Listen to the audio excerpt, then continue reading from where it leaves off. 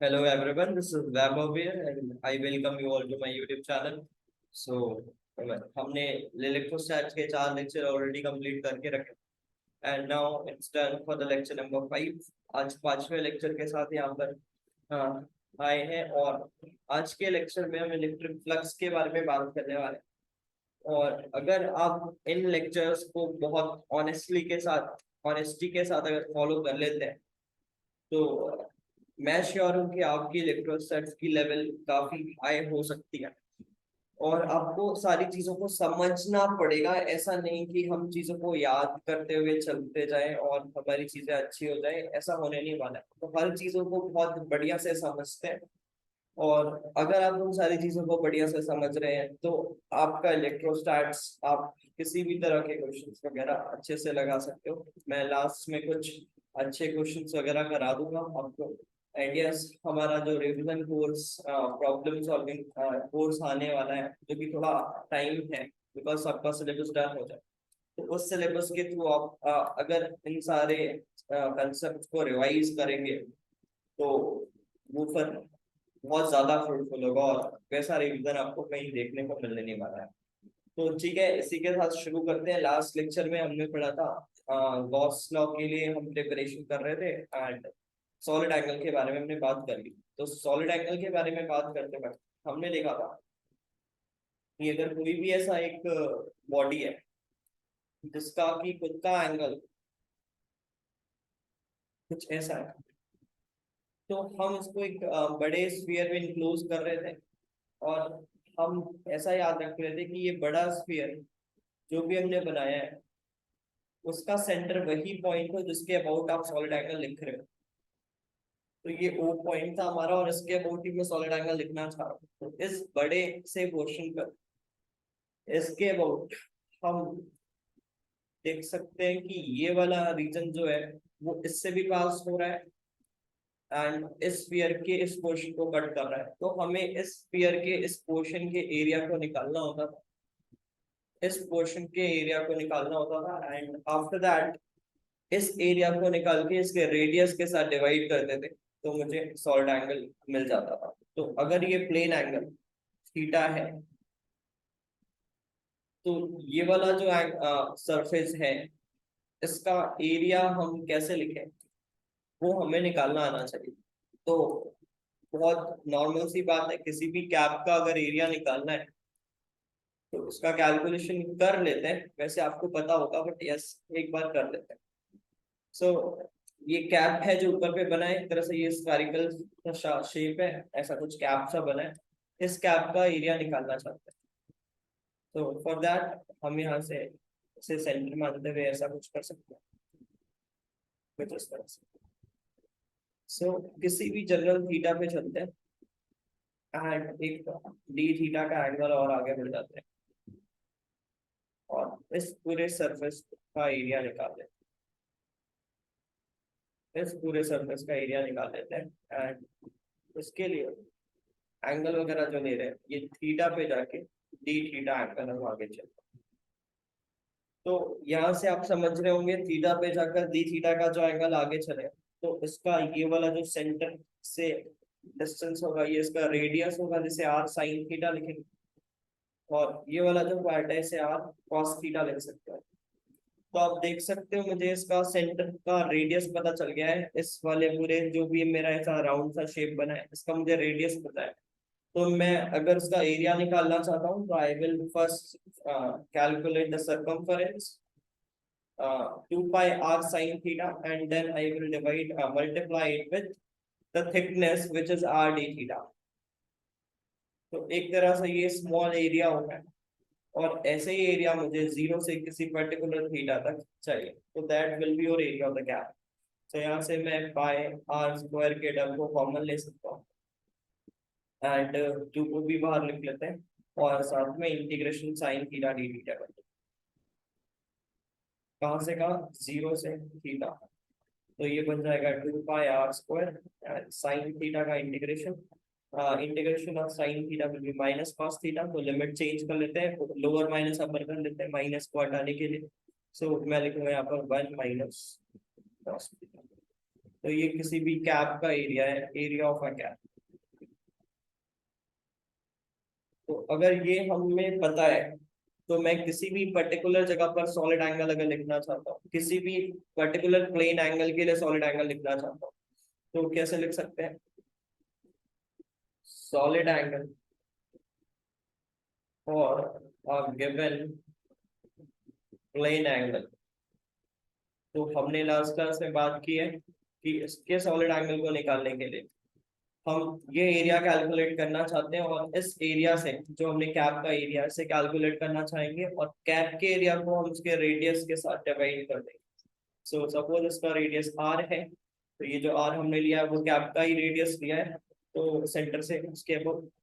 सो हमें लिख लेना चाहिए कि solid angle is defined as 2 pi r² 1 - cos theta, और इसको हम डिवाइड करेंगे आर स्क्वायर से। ये R square cancel, so 2 pi 1 - cos।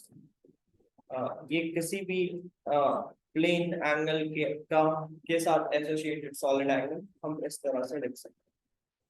तो अगर ये रिजल्ट हमें याद है तो हम किसी भी अलग अलग बॉडी का सॉलिड एंगल लिख सकते हैं, बट उसके लिए थोड़ी सी ज्योमेट्री हमारी सिमेट्रिक होनी चाहिए, जैसे यहाँ पर है। बिकॉज यहाँ पर आप देख सकते हो हर एक एंड के हर एक पॉइंट का जो एंगल है उस पॉइंट से वो बिल्कुल सेम है, तो इस वजह से यहाँ पर ये पूरा प्लेन एंगल लगातार हम बोल सकते हैं थीटा ही है, इस वजह से हम ऐसा लिख पा रहे हैं। तो आप ये स्क्वायर के लिए आप देख सकते हो हर जगह एंगल्स अलग अलग है, ऐसे एंगल्स अलग अलग है। आपके लिए स्क्वायर प्लेट के लिए इतना आसान होगा नहीं, ट्रायंगुलर प्लेट के लिए इतना आसान होगा नहीं सॉलिड एंगल लिखना। तो जनरली हम सिमेट्रिक के लिए ऐसा याद रख रहे हैं। और अगर हमें पता है कि अगर ये थीटा की वैल्यू, अगर ये थीटा की वैल्यू 2 पाई हो जाए, सॉरी पाई हो जाए, बिकॉज हमने थीटा ये वाला हाफ एंगल है, तो अगर हाफ एंगल पाई हो जाए तो एक तरह से ये कंप्लीट सा सरफेस हो जाएगा, और pi cos pi will be -1, so your solid angle will be 4 पाई, जिसके बारे में हमने लास्ट क्लास में ऑलरेडी बात की हुई है। तो ये बेसिक सी बात थी सॉलिड एंगल के बारे में कि किस तरह से सॉलिड एंगल और प्लेन एंगल को हमें रिलेट करना चाहिए। तो आपको ये चीज समझ में आना चाहिए। आगे चलते हैं एंड तो अब हम डिस्कस करने जा रहे हैं इलेक्ट्रिक फ्लक्स के बारे में। फ्लक्स क्या है, उसे कैसे सोचना चाहिए, एक्चुअल उसका मीनिंग तो हम डायरेक्टली बोल नहीं सकते, बट कैसे सोच सकते हैं इसके बारे में वो बात करते हैं। तो थोड़ा सा देखते हैं इलेक्ट्रिक फ्लक्स। तो अगर यहाँ पर देखें तो एक पॉइंट चार्ज है, ये हर डायरेक्शन में ऐसे फील्ड लाइंस निकालता है, हमें पता है। हमने कोई रैंडम सी स्पॉट के लिए ऐसा बना लिया, बाकी ये हर डायरेक्शन में ऐसे फील्ड लाइंस निकाल रहा होगा एक पॉइंट चार्ज। तो ये जो फील्ड इस बॉडी पे कोई भी एक छोटा सा पैच लो, तो इस पैच पे ये फील्ड लाइंस किस तरह से अलाइन है, कितने फील्ड लाइंस से क्रॉस कर रहे हैं, अगर इसका आइडिया मुझे चाहिए तो वो मुझे फ्लक्स देने वाला है। तो फ्लक्स बेसिकली बताने वाला है कि किसी भी पैच से पास होने वाला फील्ड लाइंस उस पैच के साथ किस तरह से अलाइन है, तो वो मुझे इलेक्ट्रिक फ्लक्स बता सकता है। तो जैसे ये मेरा पैच है, अब इस पैच का फील्ड, इस पैच के साथ फील्ड किस तरह से अलाइन है, बिकॉज हो सकता है कि मैंने अभी फिलहाल के लिए पैच ऐसा माना, अगर मेरा पैच ऐसा हो कुछ इस तरह से, तो इन दैट केस ये अलग तरह से अलाइन है, और ये वाला जो पैच है ये अलग तरह से अलाइन। तो आप देख सकते हो अगर मैं यहाँ पे बहुत सारे लाइंस बनाऊं, तो ये ज्यादा लाइंस को कट कर सकता है एज कम्पेयर टू दैट। अगर मैं यहाँ पर कॉमन ऐसे लाइंस बनाऊं तो इससे ज्यादा लाइंस क्रॉस करेंगे अगर मैं नीचे वाले के कंपैरिजन की बात करूं। तो ये सिंस स्मॉल एरिया बनाए तो लगभग सेम दिख रहे हैं, बट हाँ अगर आप प्रैक्टिकली सोचें कि अगर आप शीट ऑफ पेपर को किसी फील्ड में ऐसा रखते हैं और ऐसा रखते हैं तो डिफरेंस आने वाला है। तो ओरिएंटेशन किस तरह से अलाइन है वो फील्ड के साथ, कितने लाइंस उसको क्रॉस कर रहे हैं, उसका आइडिया अगर हमें चाहिए तो वो मुझे फ्लक्स दे सकता है। तो फ्लक्स के साथ साथ हमें एक छोटी सी चीज और पता होना चाहिए कि एरिया वेक्टर हमें कैसे देखना है। तो ये बेसिक्स मैथ वगैरह में कर लिया जाता है, बट अगर आप नहीं किए तो थोड़ा सा आपको आइडिया होना चाहिए कि कोई भी ऐसा बॉडी है, जैसे एक स्क्वायर प्लेट है, तो इसका साइड ए है, तो आप उसका एरिया कैसे लिखोगे? इसका एरिया आप लिखोगे pi R square, sorry not pi R square, और ये स्क्वायर है तो ए स्क्वायर आप उसका एरिया लिख लो। और अगर आप उसका एरिया ए स्क्वायर लिख रहे हो तो ये तो आप स्केलर की तरह उसका एरिया बता दिए, बट अगर मुझे उसको थोड़ा डायरेक्शन भी देना है तो हम हमेशा बॉडी के सरफेस पे परपेंडिकुलर वे पे जो भी वेक्टर पास कर सकता है, ये इस डायरेक्शन में भी हो सकता है, ये नीचे वाली डायरेक्शन में भी हो सकता है, तो इसे हम एरिया वेक्टर बोलते हैं। हम इसे एरिया वेक्टर का डायरेक्शन बोल रहे हैं। तो अगर मुझे यहाँ पर एरिया बताना है तो area vector is a square, और ऊपर की तरफ है तो मैं जे कैप बोल रहा हूँ, और मैं नीचे की तरफ भी मान सकता हूँ। अगर ये बॉडी कैसा है, अगर ये बॉडी ओपन ओपन बॉडी है, ओपन मतलब इसके चारों तरफ से एनक्लोज नहीं है, किसी के अंदर नहीं रखा हुआ है, डायरेक्टली एक कॉमन सा सरफेस है जिसका थिकनेस नहीं है, अगर ऐसे बॉडी की बात करें तो ओपन बॉडी बोल रहे हैं। तो ओपन बॉडी के लिए आप फ्री हो, आप फ्लेक्सिबल हो कि आप ऊपर एरिया वेक्टर ले सकते हो, नीचे एरिया वेक्टर ले सकते हो। बट अगर मेरा बॉडी क्लोज हो जाए, अगर बॉडी क्लोज हो जाए तो उस केस में हम प्रेफर करते हैं हमेशा परपेंडिकुलरली आउटवर्ड वेक्टर को एरिया वेक्टर माने, मतलब उस क्लोज सरफेस से हमेशा बाहर जाता हो। मतलब अगर एक क्यूब का एग्जांपल लें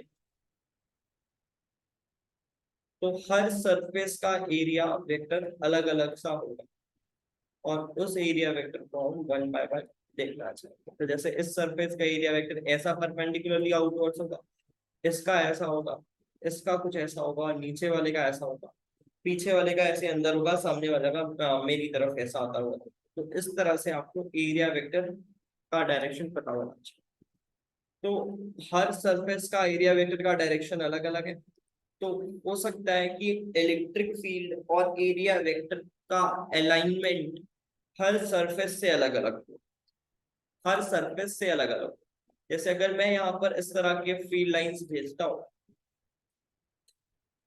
अगर इस तरह के मैं फील्ड लाइंस इस बॉडी से भेजता हूँ, तो आप समझ सकते हैं कि टॉप सरफेस से फील्ड ग्रेज करके निकल रही है, उसको टच करके निकल रही है, कभी भी कट कर नहीं कर रही है, क्रॉस नहीं कर रही है।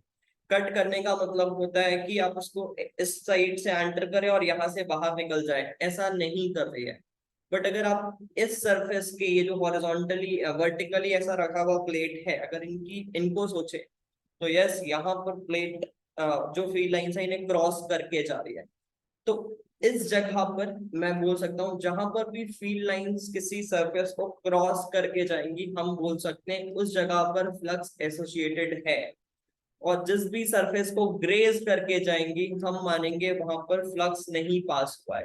तो एक तरह से हम बोल सकते हैं कि फ्लक्स हमें आइडिया देता है कि बॉडी किस फील्ड लाइंस किसी भी सरफेस से किस तरह से अलाइन है। अगर इनका अलाइनमेंट परपेंडिकुलर है, मतलब उसका एरिया वेक्टर और फील्ड 90 डिग्री पर है, अगर इनका अलाइनमेंट 90 है तो फील्ड ग्रेजिंग हो गई है उससे, और ग्रेजिंग हो गई है तो फ्लक्स जीरो सी हो गई है। बट अगर एरिया वेक्टर पैरेलल है या फिर एंटी पैरेलल है to the field, then flux की वैल्यू होने वाली है। तो इस वजह से अगर फ्लक्स को डिफाइन करना है तो ये दो वेक्टर्स के बीच का अलाइनमेंट बता रहा है, और अगर अलाइनमेंट बता रहा है तो बहुत ऑब्वियस है कि हमें डॉट प्रोडक्ट दो वेक्टर्स का पता होना चाहिए।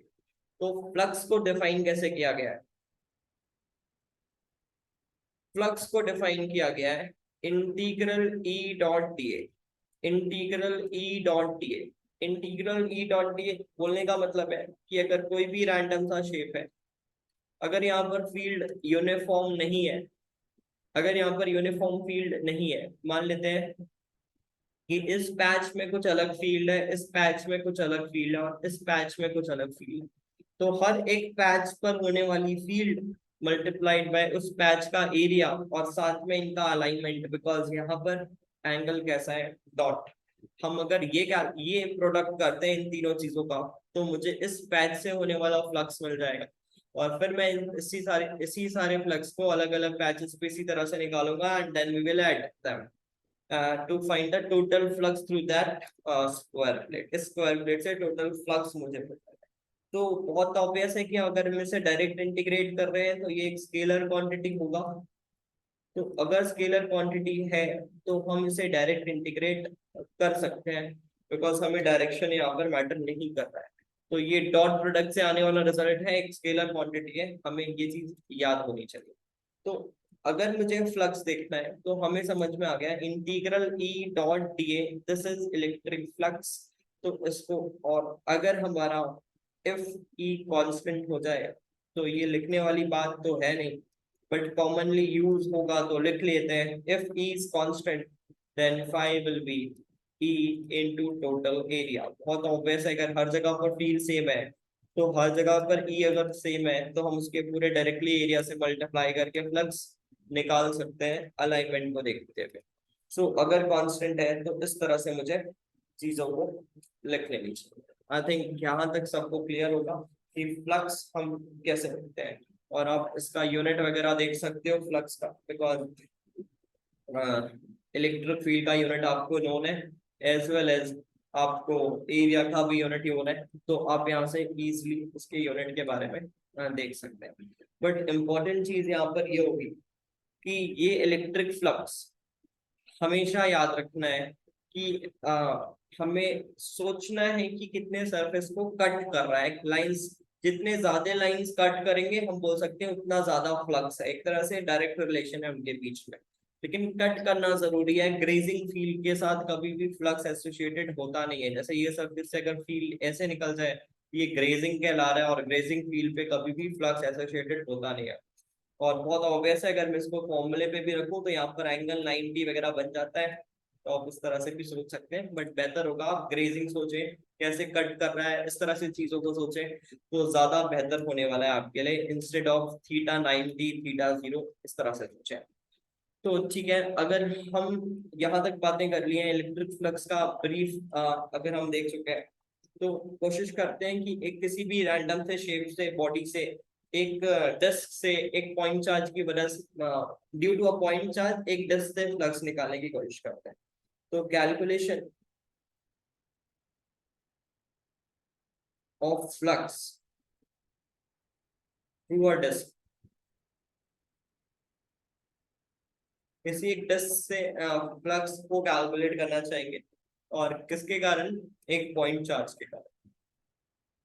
बिकॉज फ्लक्स तभी पास होगा जब एक्सटर्नल फील्ड हो। तो वो एक्सटर्नल फील्ड यहाँ पर ई जो है, ये किसी एक्सटर्नल का फील्ड है जिसके फील्ड पे उस एरिया वेक्टर को रखा गया है, मतलब उस एरिया को रखा गया। तो मान लेते हैं यहाँ पर वो फील्ड पॉइंट चार्ज बना रहा है, तो हमने यहाँ पर एक चार्ज रख दिया पॉइंट चार्ज, और ये फील्ड बना रहा है। अगर आप यहाँ पर ध्यान से देखें तो उसके फील्ड कुछ इस तरह से जाने वाला है किसी भी पर्टिकुलर जगह पर, इस डायरेक्शन पे, बिकॉज हमें पता है कि कोई भी छोटा सा अगर मैं एक स्पॉट काटूं यहाँ पर तो इस पे इस तरह से जाने वाले हैं। जबकि इसका एरिया वेक्टर, अगर आप थोड़ा सा विजुअलाइज करें चीजों को, ऐसा डिस्क रखा हुआ है तो इसका एरिया वेक्टर बिल्कुल हॉरिजॉन्टल होगा छोटे से पैच का, और उस एरिया वेक्टर के साथ इसका जो एंगल होने वाला है वो ये सेम एंगल होने वाला है थीटा। तो फील्ड का डायरेक्शन यहाँ पर कुछ ऐसा होगा, और इस फील्ड के डायरेक्शन में इस छोटे से एरिया को मल्टीप्लाई करते हैं और हम इसका फ्लक्स निकाल लेते हैं। एंड इसी तरह हमें सारे अलग अलग बॉडी की वजह से फ्लक्स लिख लेनी चाहिए हर एक पैच में, और हम उसे ऐड कर देंगे।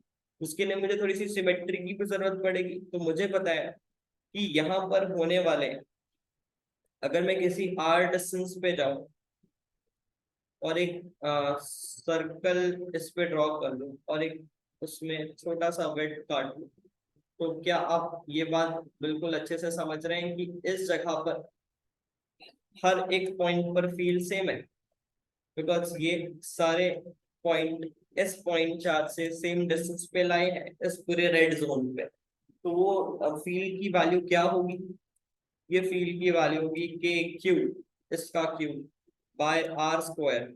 एंड आर इस केस में इसको एक्स ले लेते हैं और इसका रेडियस हमने आर लिया है, तो मैं कुछ लिख लूंगा एक्स स्क्वायर और आर स्क्वायर, ये फील्ड हो गया है।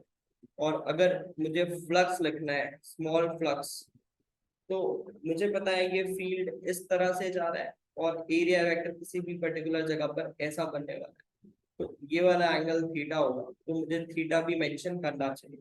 तो अगर फ्लक्स लिखना है तो मुझे लिखना पड़ेगा K Q X square plus R square, ये हो गया field multiplied by area, 2 pi R circumference multiplied by thickness dr, और लास्ट हमारे पास है cos थीटा, एंड theta is nothing, cos theta is nothing but x upon this r square plus x square का, so x upon 2 r square plus x square का, इस तरह से मुझे कुछ लिखना चाहिए। तो ये छोटा सा फ्लक्स है, अगर हम इसे इंटीग्रेट कर देते हैं तो मुझे टोटल फ्लक्स की वैल्यू मिल जानी चाहिए किसी भी बॉडी से। तो चलो कैलकुलेट कर लेते हैं। तो flux total will be, flux total will be, यहाँ पर ही लिख लेते हैं। तो इसके लिए मुझे क्या लिखना चाहिए, कैंसिलेशन वगैरह चीजें जो भी हो रही हैं वो कर लेंगे। सो 1/4 पाई epsilon not Q upon 4 pi epsilon not, and 2 पाई है ऊपर तो एक 2 पाई लिखते हैं, एक एक्स है ऊपर तो एक्स लिखते हैं। और साथ में आप देख सकते हो आर का एक टर्म बच रहा है, तो इंटीग्रेशन में जो टर्म होगा वो होगा R upon R square plus X square whole to the power 3/2 D R, and इसका लिमिट बनेगा 0 टू कैपिटल आर। सो अगर मैं ये किसी तरह कैलकुलेट कर लेता हूँ तो that will be my total flux. तो इस तरह के इंटीग्रेशन को हम बहुत बार यूज कर चुके हैं, एक बार नहीं बहुत बार इस तरह के इंटीग्रेशन को यूज कर चुके हैं, तो इस तरह के इंटीग्रेशन को हम बहुत अच्छे से पहचानते हैं। सो ये वाला जो टर्म है ये कांस्टेंट है, हम इसको एज इट इज यहाँ पर रख लेते हैं। और साथ में अगर देखें तो इस टर्म के इंटीग्रेशन में मुझे पता है कि मैं R square plus X square को कुछ टी स्क्वायर मान लूंगा, and then I will differentiate, substitution के थ्रू हम इजीली इसके इंटीग्रेशन को कर सकते हैं। तो अगर आपको ये नहीं समझ में आता है तो एक बार आप देख सकते हैं, अदरवाइज ये बहुत कॉमन हो चुका है, हम बहुत देर से ये चीजें करते जा रहे हैं।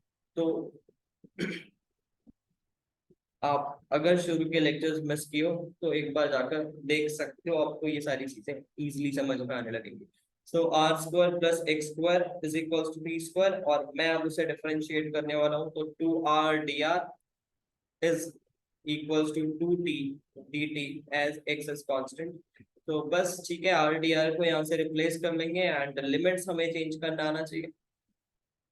तो लिमिट्स हमें चेंज करना आना चाहिए, 0 टू r था, तो पहले x के बदले r रख लेते हैं, पहले x के बदले 0 रख लेते हैं, सॉरी नॉट x, r के बदले 0 रख लेते हैं, बिकॉज r वेरिएबल है हमारा। तो r की लिमिट हम 0 टू r रख लेते हैं, तो पहले 0 लिखते हैं, तो t की लिमिट हो जाएगी, t विल बी x, ये इनिशियल वाला लिमिट हो गया, एंड फाइनली t की वैल्यू, r के बदले कैपिटल R रखते हैं, तो t की वैल्यू हो जाएगी r square plus X square और इसका। तो ये दो मेरे टी के लिमिट्स आ गए हैं, और इंटीग्रेशन आप देख सकते हो, इस पूरे टर्म को मैं टी लिख रहा हूँ, इस पूरे टर्म को मैं टी लिख रहा हूँ, तो टी स्क्वायर और टी स्क्वायर पे भी ये वाला टर्म स्क्वायर कैंसिल, तो टी क्यूब बचेगा, एंड ऊपर आर डी आर है, तो आर डी आर को क्या लिख सकते हैं, यहाँ से देख सकते हो टी डी टी लिख सकते हैं। तो एक तरह से इंटीग्रेशन बन रहा है T upon T cube D T, और लिमिट्स आपको ये दोनों रख लेने हैं। तो ये दोनों लिमिट्स रखने के बाद आप इजीली रिजल्ट्स पे आ सकते हो, और ये वाला टर्म तो आपके पास ऑलरेडी बाहर रखा हुआ है, तो ये 1 and this is 2। So Q x upon 2 epsilon not एक टर्म है, मैं फाइनल रिजल्ट की तरफ बढ़ रहा हूँ, ये आपका इंटीग्रेशन बनेगा, आप इसको सॉल्व कर सकते हैं। सो मैं रिजल्ट की तरफ बढ़ रहा हूँ, तो Q x upon 2 epsilon not, और साथ में अगर देखें तो टी स्क्वायर आई थिंक बच रहा है, टी स्क्वायर का इंटीग्रेशन बनेगा 1/t हो जाएगा नेगेटिव के साथ, तो लिमिट्स को हम चेंज कर लेंगे, और 1/x, लोअर लिमिट को पहले लिख लेते हैं, 1/x minus 1/x square plus R square और इसका अंडर रूट। तो ये ओवरऑल मेरे पास टर्म बच रहा है, चाहो तो आप x को अंदर ले जाओ और चीजों को इजीली लिख पाओ, तो q/2 epsilon not and 1 - x/x² plus r²। तो आपको ये टर्म थोड़ा देखा देखा लग रहा होगा, बिकॉज ये फील्ड ड्यू टू डिस्क की वजह से जो फील्ड आती है उसकी थोड़ा सिमिलर है। तो इस चीज को आप थोड़ा सा रिलेट कर सकते हो कि फ्लक्स और फील्ड में कैसा रिलेशन होता है। तो इस चीज को सोच सकते हैं, मैं आगे इसी वीडियो में इसको इंट्रोड्यूस करूंगा, बट अगर आपके दिमाग में वो चीज अभी आती है तो अच्छी बात होगी, आप एक बार से सोच सकते हैं वीडियो को पॉज कर। तो यहाँ तक हमने फ्लक्स कैलकुलेशन देख लिया किसी भी एक रैंडम से शेप की वजह से with the help of integration. ये flux calculation Gauss law and concept of solid angle से थोड़ा और आसान हो जाता है, तो वो भी हम आगे लेक्चर्स के साथ देखने वाले हैं। बट अभी तक जितनी चीजें हुई है ये आपको बहुत बढ़िया से समझ में आनी चाहिए। ओके, तो नेक्स्ट थिंग इज, अगर मैं कोई भी एक रैंडम सा शेप लूं और उसकी वजह से फ्लक्स लिखना चाहूँ तो मैं बहुत इजीली लिख सकता हूँ। अगर मान लो मैं कुछ ऐसा ऐसा कुछ शेप ले लूं, यहाँ से मान लो ओपन है और मैं कुछ इस तरह का कोई क्लोज बॉडी ले लूं, ऐसा मान लो कुछ, यहाँ पर भी कुछ ऐसा क्लोज ही कर लेता है। तो ऐसा कुछ बॉडी ले लूं या फिर मैं कोई भी शेप ले सकता हूँ। तो यहाँ पर इम्पोर्टेंट ये होगा कि इस बॉडी पर भी फ्लक्स होगा, इस सरफेस पे भी फ्लक्स होगा और इस सरफेस पे भी फ्लक्स होगा। इस सरफेस पे मुझे थोड़ा सा स्लोप वगैरह का आइडिया से फ्लक्स को निकालना पड़ेगा। आई थिंक आपको समझ में आ रहा होगा कि इस जगह के फ्लक्स को निकालना मेरे लिए इम्पोर्टेंट है। यहाँ का फ्लक्स तो आप डायरेक्टली लिख सकते हो।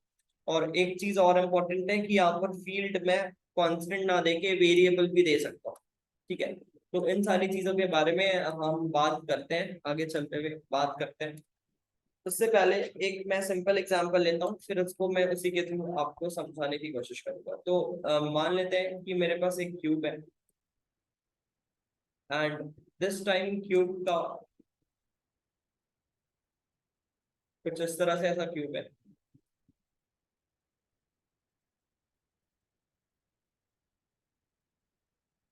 और सपोज मान लो कि यहाँ पर एक फील्ड आ रहा है which is always along the x axis के अलोंग ही चल रहा है। बट ये फील्ड वेरिएबल है, कांस्टेंट नहीं है, अलग अलग एक्स के साथ बढ़ता जा रहा है। अलग अलग एक्स पे फील्ड की वैल्यू बढ़ती जा रही है, ऐसा कुछ फील्ड वेरिएबल चल रहा है। तो कुछ भी फंक्शन ले सकते हैं। तो अगर मुझे फील्ड की वैल्यू लेनी है तो मैं बोल सकता हूँ field can be E0 x I क्या, ऐसा कोई भी मैं एक फील्ड की वैल्यू लिख सकता हूँ। अब ये एक्स कहाँ पर है, तो एक्स के लिए मुझे एक ओरिजिन बनाना पड़ेगा और इस जगह से मुझे फील्ड वगैरह देखना पड़ेगा। तो बहुत डिफिकल्ट चीज है नहीं, बट हर एक चीज आपको छोटी छोटी चीज भी समझ में आनी चाहिए, इसलिए मैं इसे लेक्चर्स वगैरह में इंक्लूड कर रहा हूँ। तो यहाँ पर वो पार्ट है और इस बार मुझे टोटल फ्लक्स लिखना है। इस बार मुझे टोटल फ्लक्स लिखना है इस स्क्वायर शेप से। इस पूरे स्क्वायर शेप से मुझे, मतलब जो भी क्यूबिकल पार्ट है इससे मुझे एक फ्लक्स लिखना है। और यहाँ पर आप देख सकते हो कि इस क्यूब का जो साइड लेंथ है वो ए बताया है।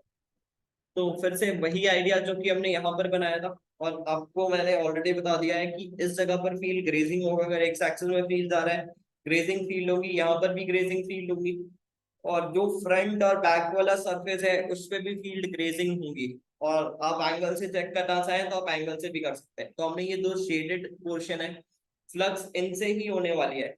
अगर ये फील्ड सेम मैग्नीट्यूड का होता तो जो फील्ड फ्लक्स यहाँ से एंटर हो रहा है वही फ्लक्स यहाँ से लीव कर जाता। अगर ये फील्ड कैसा होता, कांस्टेंट होता, अगर फील्ड कांस्टेंट होता तो उस वक्त नेट फ्लक्स हम जीरो लिखते हैं, जो कि बाहर से फील्ड आ रही है। अगर एक कांस्टेंट फील्ड बॉडी पर एंटर कर रही है तो जरूर नेट फ्लक्स जितना फील्ड एंटर किया उतना लीव किया, तो टोटल फ्लक्स हम जीरो लिख सकते हैं।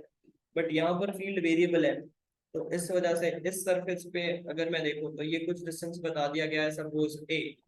तो मुझे फ्लक्स पहले सरफेस से क्या लिख लेना चाहिए, वहां पर इस पूरे सरफेस पे इलेक्ट्रिक फील्ड, ये एक पर्टिकुलर एक्स के प्लेन पर है तो इस पूरे सरफेस पे तो फील्ड चेंज हो नहीं रहा है, कांस्टेंट है विच इज E0 A। और साथ में इसका एरिया क्या है, इसका इस प्लेट का एरिया A² है। सो ये फ्लक्स है। और आप एंगल देख सकते हो, क्लोज बॉडी के लिए मैंने आपको ऑलरेडी बताया है कि एरिया वेक्टर बाहर की तरफ होगा, फील्ड अंदर की तरफ है। तो ये वाला जो फ्लक्स है ये नेगेटिव है। तो ओवरऑल मुझे लिख लेना चाहिए minus E not a cube, ये मेरा फ्लक्स की वैल्यू है। और सेकेंड सरफेस से जो फ्लक्स आएगी, आई मीन इस सरफेस से जो फ्लक्स आने वाली है, तो उसके लिए आप देख सकते हो बाहर की तरफ एरिया वेक्टर होगा, बाहर की तरफ फील्ड भी है, तो पॉजिटिव फ्लक्स आने वाला है। और साथ में इसका डिस्टेंस 2a है फ्रॉम ओरिजिन, तो इस पूरे सरफेस के हर एक पॉइंट पर फील्ड होगा ई नॉट इंटू 2a। सो यहाँ से अगर मुझे फ्लक्स लिखना है तो मैं लिखूंगा ई नॉट इंटू 2a, और इसको फिर मैं मल्टीप्लाई करूंगा ए स्क्वायर से, और ये फ्लक्स पॉजिटिव होगा। मतलब यहाँ पर जो टोटल फ्लक्स आएगा वो होगा 2a not a cube, E not a cube और पॉजिटिव फॉर्म। तो अगर नेट फ्लक्स लिखना है तो इनको ऐड आप कर सकते हो, और ओवरऑल नेट फ्लक्स किसी भी बॉडी रैंडम बॉडी से लिख सकते हैं। तो नॉन यूनिफॉर्म फील्ड पे तो फिर हम flux through a close body in a non uniform field, ऐसा इसको नाम दे सकते हैं, flux through a close body in non uniform field. ठीक है, तो ये हमने फ्लक्स वगैरह कैलकुलेट करना देखा। अब मैं सेम फील्ड का फंक्शन किसी भी रैंडम शेप में ले सकता हूँ। मान लो इस बार मैं बिल्कुल फ्लैट ना बना के थोड़े सरफेस को ऐसे कर दिया, साइड के सरफेस, और यहाँ से ओपन कर दिया। सपोज ऐसा कुछ सरफेस होगा जो मैं थोड़ी देर पहले बात कर, तो यहाँ से तो आप फ्लक्स डायरेक्टली लिख लोगे, बट यहाँ के फ्लक्स में थोड़ा सा डिफरेंस आएगा, बिकॉज ये ग्रेजिंग होने नहीं वाला है इस बार। इस बार ये ग्रेजिंग होने नहीं वाला है, तो आप देख सकते हो इस तरह से कुछ यहाँ पर फ्लक्स चलने वाला है, ये कुछ इस तरह से फ्लक्स चलने वाला है। तो आपको प्रोजेक्शन एरिया थोड़ा सा लेना आना चाहिए। तो मुझे पता है अगर मैं यहाँ पर एक छोटा सा सेगमेंट लूँ, ये, तो ये देख अभी एक लाइन सा रहा है, ये कुछ ऐसा सरफेस है, ये कुछ ऐसा स्पॉट है। तो इस स्पॉट को मैं दो तरह से बना सकता हूँ, अगर आप ध्यान से देखें। इस स्पॉट को मैं एक ऐसा नीचे बना सकता हूँ, इसका एक प्रोजेक्शन, और इसका एक प्रोजेक्शन में ऐसे साइड में बना सकता हूँ। ठीक है, इसी से अलाइन होगा वो। तो ऐसा दिखा देता हूँ। ठीक है, ये दो प्रोजेक्शन इसके होने वाले हैं, और ये वाला एरिया मुझे लेना पड़ेगा बिकॉज फील्ड और एरिया इसके साथ परपेंडिकुलर है। तो वही बात है जो आप हमेशा से करते हुए आए हो, इसका एरिया वेक्टर ऐसा होगा, एक्चुअल एरिया वेक्टर ऐसा होगा परपेंडिकुलरली आउटवर्ड्स। तो वही इसका एक कंपोनेंट ऐसा बनेगा। तो ये कंपोनेंट कौन सा कंट्रीब्यूट, ये वाला जो फील्ड है ना, मतलब ये वाला जो सरफेस है, ये इसका ये कंपोनेंट को ऐसा बाहर जाना चाहिए। तो ये वाला कंपोनेंट जो है ये इस सरफेस में ही बनाया है, और एक कंपोनेंट ऊपर जाएगा इस तरह से। तो ये वाला जो कंपोनेंट है ये किसने बनाया है, ये इस नीचे वाले प्लेट ने बनाया है, ये ऊपर की तरफ। ठीक है, तो ये ओवरऑल है। तो मुझे ये वाला एरिया किसी तरह निकालना चाहिए, और ये एरिया हमें कैसे मिल सकता है, यहाँ पर होने वाला स्लोप निकाल सकते हैं। अगर मुझे इसका कोई भी फंक्शन दिया है, मान लो y is equals to X square, ऐसा कोई फंक्शन दिया है, तो किसी भी जनरल एक्स पे मैं क्या निकाल सकता हूँ, स्लोप निकाल सकता हूँ एज अ फंक्शन। तो स्लोप की वैल्यूज को डिफरेंशिएट करके dy बाई dx करते हुए मुझे स्लोप मिल जाएगा। और जैसे स्लोप मिलती है तो आप समझ रहे हो कि ये वाला एंगल है, तो मुझे ये थीटा मिल चुका है, स्लोप का एंगल। और ये वाला एरिया था, मुझे पता है कि मुझे इस एरिया से मतलब है, मुझे इस एरिया से मतलब है। तो ये वाला एंगल थीटा है, ये अपना ऐसा एंगल है।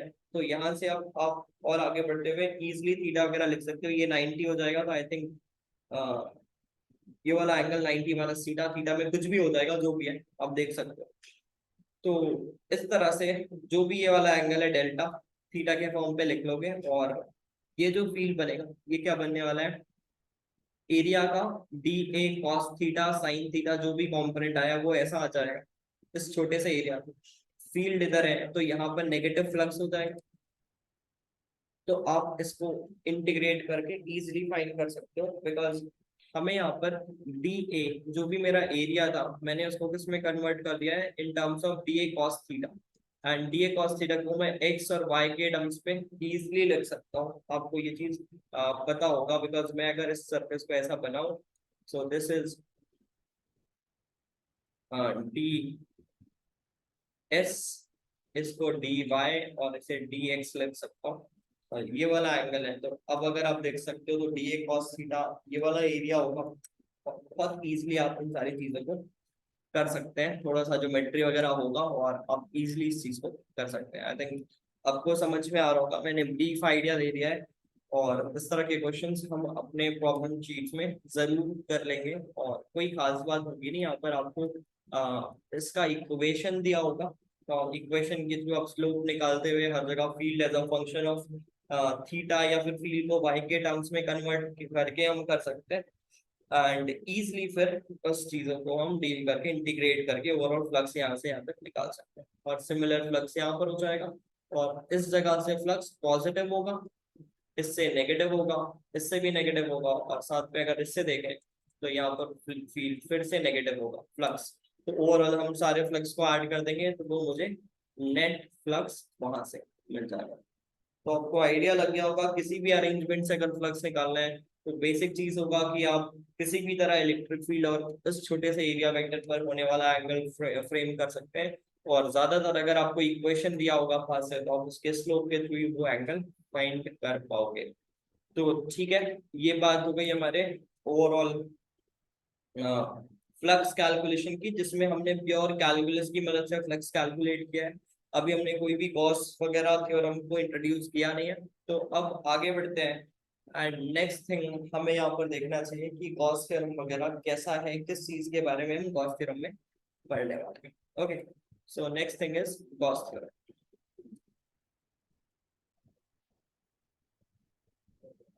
So next thing is Gauss theorem. समझते हैं कैसे देखना है हमें गॉस थ्योरम। तो एक one of the most important theorem है हमारे इलेक्ट्रोस्टैटिक्स में, which is Gauss theorem.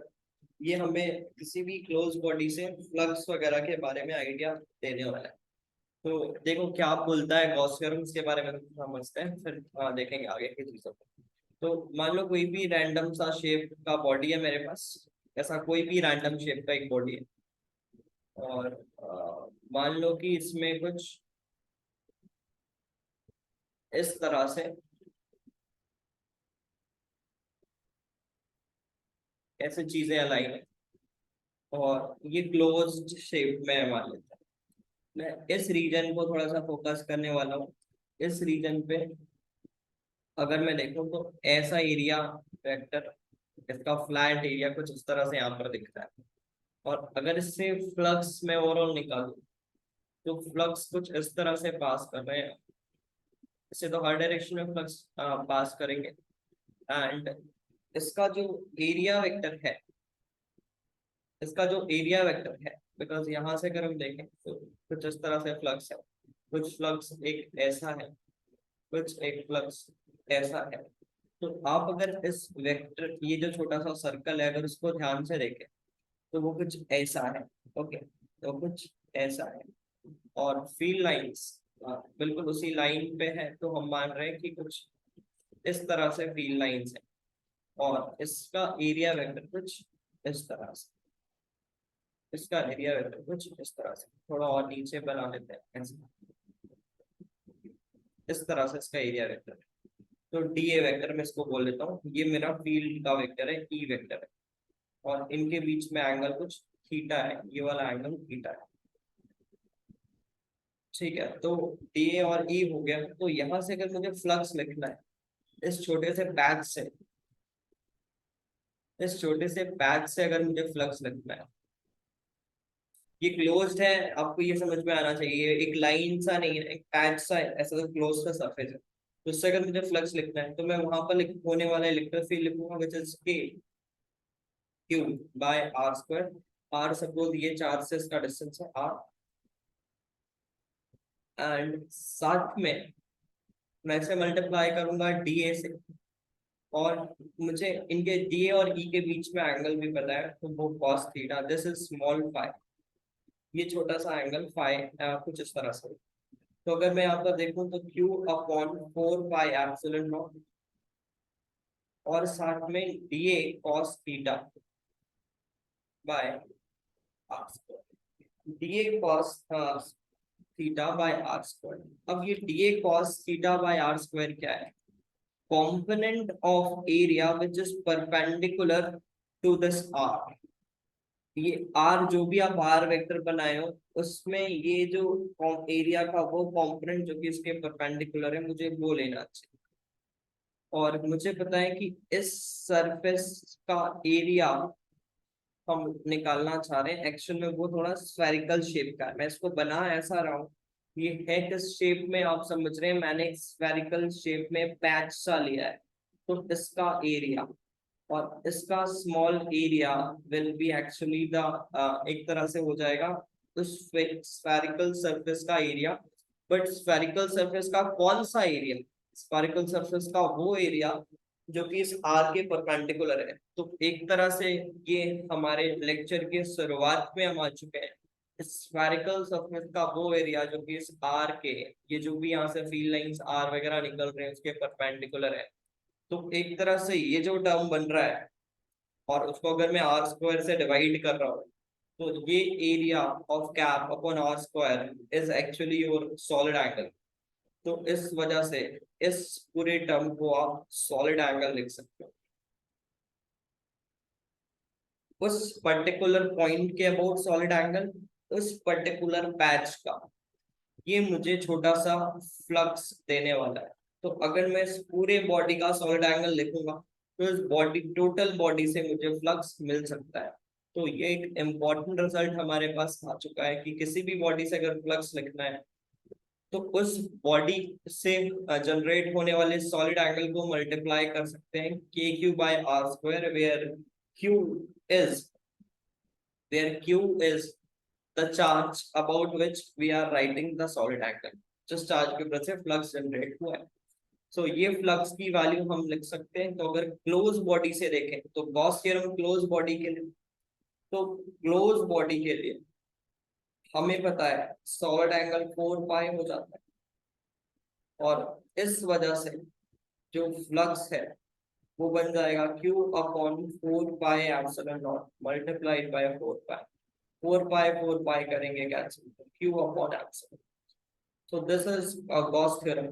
He flux due to all the charges which is inside। अच्छा, ये तो एक चार्ज की वजह से लिखे। अब मैं इस चार्ज के अबाउट सॉलिड एंगल लिखूं फिर भी 4 पाई आएगा। इस पॉइंट के अबाउट, इस पॉइंट के अबाउट, इस पॉइंट के अबाउट, तो इस सरफेस के अंदर जितने भी चार्जेस रख दें हर एक की वजह से फ्लक्स उसका खुद का चार्ज बाय एप्सिलॉन नॉट ही आने वाला है।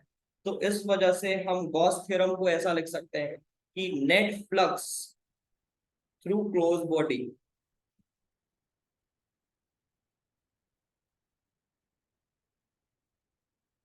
is equals to sigma Q I times of epsilon. जितने भी चार्जेस हैं उन सब का सम। और आई क्यों लिखे हैं मैंने, इनसाइड वाले टर्म्स के लिए लिखा है सारे चार्जेस का sum which is lying inside the body by epsilon naught. Inside ही क्यों? बिकॉज हमें पता है कि अगर कोई चार्ज बाहर लाई कर रहा है तो उसकी वजह से नेट फ्लक्स जीरो होता है। बिकॉज जितना फ्लक्स ये एंटर कर रहा है जिस छोटे से पैच से, उसी छोटे से पैच से ये बाहर भी निकल रहा है। तो जितना ओवरऑल फ्लक्स एंटर किया है उतना ही फ्लक्स लीव किया है। तो आउटसाइड चार्जेस की वजह से नेट फ्लक्स का कंट्रीब्यूशन हमेशा जीरो होता है। तो आप इसको ऐसा भी आइडिया लगा सकते हो एंड दूसरी तरह से भी इसे देख सकते हैं कि हर जगह पर एक जब एंटर कर रहा है तो एंगल नेगेटिव वाला फ्रेम कर रहा है, जब एग्जिट कर रहा है तो पॉजिटिव वाला कर रहा है। तो ओवरऑल फ्लक्स हम जीरो लिख सकते हैं अगर आप इन सारे एग्जाम्पल से कंपेयर करें तो इस वजह से जो भी बॉडी से नेट फ्लक्स होता है किसी क्लोज बॉडी से वो inside charge by epsilon not इस तरह से हमें लिख लेना चाहिए। तो this is total flux and this is the statement of Gauss theorem. हमें इस तरह से गॉस थ्योरम के बारे में सोचना चाहिए। तो अगर ये गॉस थ्योरम हमें समझ में आ गया है तो उसके बहुत छोटे छोटे एग्जांपल हैं, बहुत छोटे छोटे एप्लीकेशंस हैं। वन बाय वन उन सारे एग्जांपल्स को भी हम देख लेते हैं। तो उन छोटे छोटे एग्जांपल्स के बारे में मैं बहुत बेसिक बेसिक एग्जांपल्स है मैं आपको थोड़ा सा डील करा रहा हूँ। तो आप देख सकते हैं कुछ भी ऐसा रैंडम शेप का एक पॉट ले लूं और इसके अंदर मैं एक चार्ज रख लूं और इस चार्ज का यहाँ से डिस्टेंस, इस चार्ज का इस ऊपर वाले सरफेस से डिस्टेंस कुछ h दूं आपको, h, और इसका रेडियस आपको r दूं। तो आप मुझे बताओ, क्या इसके कर्व पार्ट से आप फ्लक्स बता सकते हो? Flux through curve part,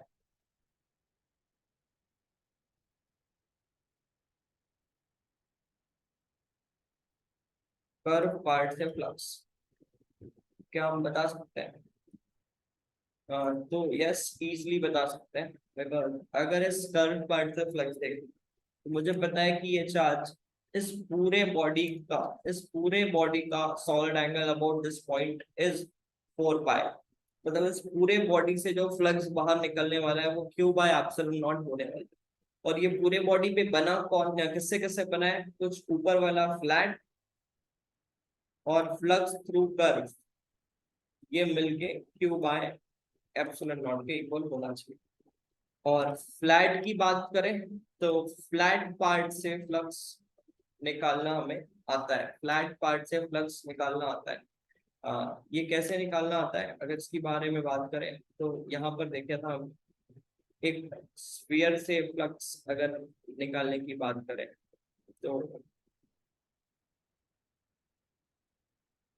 I think ये सॉलिड एंगल हमने निकाल लिया था फ्लक्स की वजह से, तो सॉलिड एंगल को यूज कर लेते हैं। एक कैप की वजह से, एक स्फेरिकल कैप, जो इसका फ्लक्स था, इससे जो फ्लक्स बाहर निकलने वाला है वो एक तरह से इस बाहर वाले एरिया से भी निकलने वाला है। तो इस ऊपर वाले एरिया का सॉलिड एंगल या फिर इस प्लेट का सॉलिड एंगल तो हमने निकाला है, which is 1 2 by 1 minus cos theta. ये सॉलिड एंगल आया था और उसको मल्टीप्लाई कर देंगे वो क्यू बाय जो भी हमारा यहाँ पे फैक्टर आया, so Q by 4 pi epsilon not, और उसको फिर मल्टीप्लाई कर देंगे उस सॉलिड एंगल से, तो मुझे इसके थ्रू फ्लैट एरिया के थ्रू फ्लक्स मिल जाएगा। तो Q by 4 pi epsilon not और मल्टीप्लाइड बाय सॉलिड एंगल, तो इसको लिखूंगा मैं 2 pi 1 minus cos theta. And cos theta की वैल्यू इजीली लिख सकते हैं, ये वाला लेंथ निकाल लेंगे किसी तरह, root R square plus H square, और कॉस लिखना है तो एच के साथ लिख लूंगा, तो R square plus H square. कुछ इस तरह से मेरा टर्म बना, ये 2 पाई इसको कैंसिल कर लेते हैं, तो ये फ्लक्स हो गया फ्लैट पार्ट से, और टोटल फ्लक्स है क्यू बाय एप्सिलॉन नॉट। तो कर्व पार्ट से अगर मुझे लिखना है तो इसको अगर मैं 5 1 का नाम दे रहा हूँ या फिर 5 फ्लैट लिख रहा हूँ, तो कर्व पार्ट का जो फ्लक्स है उसे लिखा जा सकता है Q by epsilon not minus flat part से जो flux। और फ्लैट वाले की रिजल्ट को यहाँ पर यूज कर सकते हैं, इस जगह पर रख सकते हैं, आपको कर्व वाले पार्ट से फ्लक्स मिल सकता है। तो ये एग्जांपल नंबर 1 है, कुछ 5 6 बिल्कुल बेसिक एग्जांपल्स कराऊंगा, उससे आपका थोड़ा सा अंडरस्टैंडिंग इस टॉपिक में और अच्छा होगा। तो ये बिल्कुल सेम लॉजिक का सवाल है, तो आप इसको खुद से कर लेंगे, ठीक है। cos थीटा, अब मैं सेम शेप में जो मैंने अभी पीछे लिया, अब इस बार इसको एक सिलेंडर ले रहा हूँ, और अब इस सिलेंडर के से मुझे फ्लक्स बताना है इसके कर्व सरफेस। तो यहाँ पर दो फ्लैट सरफेस है, इस फ्लैट सरफेस से पहले फ्लक्स निकाल लेंगे एंड इस फ्लैट सरफेस से भी फ्लक्स निकाल लेंगे। और मुझे पता है इस पूरे सिलेंडर से जो फ्लक्स बाहर आएगा वो क्यू बाय एप्सिलॉन नॉट है। तो ये वाला डिस्टेंस आपको गिवन होगा, मान लेते हैं h1 गिवन है, ये h2 गिवन है, और रेडियस तो आपका r है, तो r है, तो cos थीटा की वैल्यू जैसे पहले निकाले सिमिलरली इसी तरह से निकाल सकते हैं। तो यहाँ से जो कर्व पार्ट से फ्लैट फ्लक्स आएगा वो होगा Q by epsilon not minus flux through flat 1 minus flux through flat 2। और फ्लक्स थ्रू फ्लैट 1 और फ्लक्स थ्रू फ्लैट 2 आप कैसे निकाल सकते हो? इसके लिए आप वही फॉर्मूला यूज करोगे, 2 pi 1 minus cos theta, this is solid angle, multiplied by Q by 4 pi epsilon. तो इसको आप ऐसे भी समझ सकते हैं कि this is Q by epsilon nought total flux होता है। तो total flux per unit solid angle, because अपना पता है टोटल फ्लक्स 4 पाई से निकलता है, मल्टीप्लाइड बाय सॉलिड एंगल। इस फॉर्मूले को ऐसे भी सोच सकते हैं, ये Q by 4 pi epsilon nought क्या बता रहा है? Flux per unit solid angle, और उसको मल्टीप्लाई कर रहे हैं टोटल सॉलिड एंगल। तो वही चीज है, आप इजीली समझ रहे होंगे। तो ये ओवरऑल मैं बोल सकता हूँ कि इस तरह के एग्जांपल से हम देख सकते हैं फ्लक्स। थोड़े से और सरफेस पर आते हैं, एग्जांपल 3 लेते हैं, क्यूबिकल सरफेस से थोड़ा सा डील कर लेते हैं। बहुत कॉमन है इस तरह के एग्जांपल्स, बस यस आपको समझ में आनी चाहिए अगर आप पहली बार इस चीजों को पढ़ रहे हैं। तो इन सारी चीजों को बहुत ध्यान से सुने, आगे अच्छे सवाल इन पर और थोड़े बहुत वेरिएशन से बनाए जा सकते हैं। तो आप अब मान लो इसके एक कॉर्नर पे हमने चार्ज रख दिया, इसके कॉर्नर पे मैंने चार्ज रख दिया। तो कॉर्नर पे जब चार्ज रखें तो हमसे पूछा जा रहा है कि फ्लक्स बताना है, total flux through the cube.